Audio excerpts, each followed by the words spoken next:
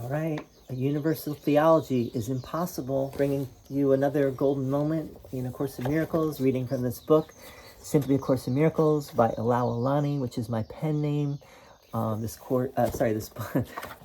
book is on Amazon. It's a primer for A Course in Miracles. It's an introduction to A Course in Miracles. It's a way of making A Course in Miracles a little bit more accessible to those of us for whom A Course in Miracles might be a little off-putting or a little difficult at first. In the back of the book I have, or in the third section of the book, I have a lot of quotes, great quotes from the Course, and then I also have some passages, some of these famous passages. So this one is one of the great ones. I'm going to call it A Universal Theology is Impossible. Let's read it. All terms are potentially controversial, and those who seek controversy will find it. Yet those who seek clarification will find it as well. They must, however, be willing to overlook controversy, recognizing that it is a defense against truth in the form of a delaying maneuver. Theological considerations as such are necessarily controversial, since they depend on belief and can therefore be accepted or rejected. A universal theology is impossible, but a universal experience is not only possible, but necessary. It is this experience towards which the Course is directed. Here alone, consistency becomes possible, because here alone, uncertainty ends. The ego will demand many answers that this Course does not give. It does not recognize as questions the mere form of a question to which an answer is impossible. The ego may ask, how did the impossible occur? To what did the impossible happen? And may ask this in many forms.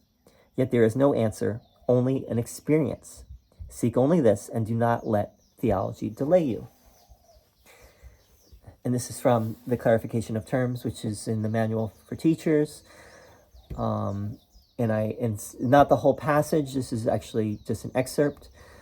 And the quote from this that gets, or the line from this that gets quoted the most is, a universal theology is impossible, but a universal experience is not only possible, but necessary.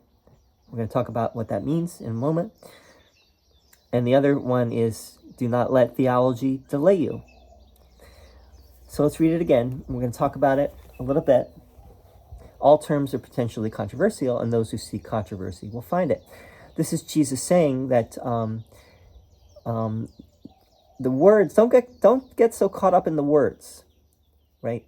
You got to read the space between the words, right? The white, not the black, but the white. It's the same with music. They say about music, you got to listen to the space between the notes. And that's the same with the Course, listening to the space between the notes and listening on a deeper level to what the Course is really saying. Don't get so caught up in the words, and don't get so caught up in your head about what the words mean. Because what is the Course really saying? The Course is saying only love is real. You are love. That is your reality. Come home, right? Come home to love. That and you will find it. If you really want it, you will find it. That's that would be bottom line. The Course in just a few sentences. Only love is real. You are love. Don't you want to know what that is, right? Again, don't you want to know your true reality? Don't you want to experience that once again? And if you do, and if you really want that, then it will be yours. But if you want to delay, and if you want to get caught up in the words, you're just delaying your return home. That's okay. That's fine. But you can be there now if you want, or you can, I think that the thing with the Course is that, yes, you can be there now, but you do also have to move through all of the things that are in the way, and that generally is a process for most of us. But along the way, we will have these little beautiful experiences And sometimes we will have, like a very profound experience, but along the way we may have just little epiphanies, little moments of awakening, little moments of understanding. And like I said, we also may have these much grander moments where we transcend the ego. We know what love is again. We know what our true self is. So all terms are potentially controversial, and those who seek controversy will find it. And this goes back to the introduction of the course, which is,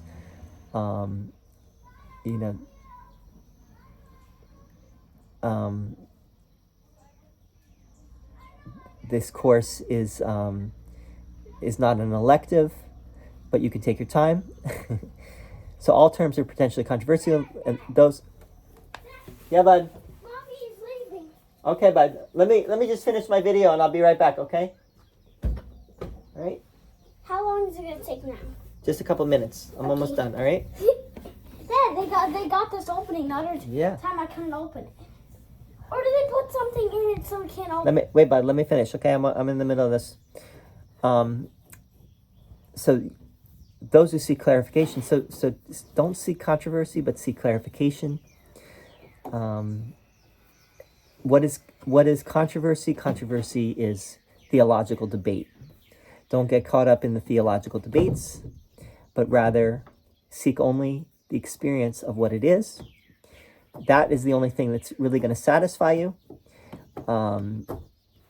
If you get caught up in debates, there's no end to debates. Debates will never end. There's always going to be someone coming up with a new argument or a new perspective, and you're going to be like, oh, maybe that's right. Maybe that's, maybe that. But, these are all delaying maneuvers of the ego. They must, however, be willing to overlook controversy, recognizing that it is a defense against truth in the form of a delaying maneuver, meaning you're afraid, and so you get caught up in the mind again. You get caught up in the debate. You get caught up in argumentation, and thinking about it versus doing the practice. Theological considerations as such are necessarily controversial, since they depend on belief and can therefore be accepted or rejected. A universal theology is impossible. No, not everyone is. It's not possible for everyone to believe the same thing. But what we're talking about, reality with a capital R, is everyone's birthright and is everyone's reality. So we can argue about these things, but ultimately, the truth is waiting for us beyond all the debates. This is not to say that debate can never. Hey, There's bud. a giant frog. Oh, it's okay, bud. Let me finish this. This is not to say that debates cannot be helpful. A lot of times they can be in terms of getting clear about things, but just don't think that debates have an end, right? They don't. It is this experience towards which the course is directed. Here alone consistency becomes possible, because here alone uncertainty ends, right? So the experience of your true self is an experience that goes beyond doubt, goes beyond all uncertainty. You don't just believe, you don't just perceive, but you know. The ego will demand many answers that this course does not give. Right? So everyone wants, what is the one question that everyone wants to know about the course is, well, how did the tiny mad idea happen? How did this all happen?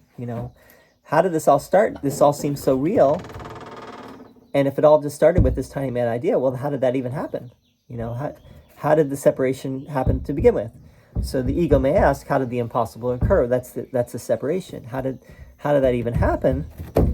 To whom?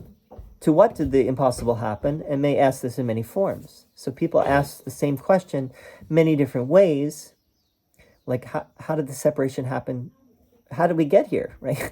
If this is not real, if this is all an illusion, why does it seem so real? And how did it start to begin with?